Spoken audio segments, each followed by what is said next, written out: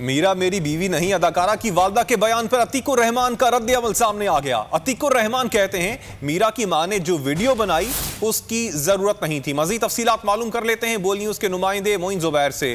मोइन बताइएगा, अतीक कैसे कह रहे हैं कि मीरा उनकी बीवी नहीं है, वजह क्या उन्होंने बताई?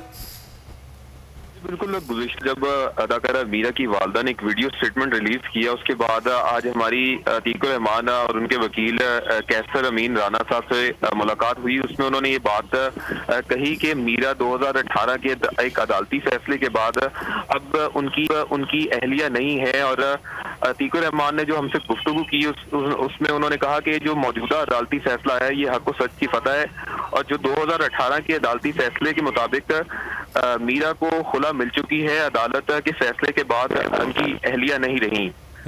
तो उन्होंने साथ साथ ये भी कहा कि फैसले के बाद जो मीरा की वालदा ने एक वीडियो स्टेटमेंट रिलीज किया है वो 2018 के अदालती फैसले की रोशनी में इसकी कोई जरूरत नहीं थी।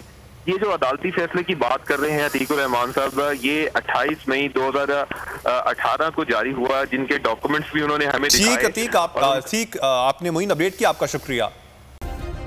सब्सक्राइब करें और बेल दबाएं ताकि कोई खबर रह न जाए।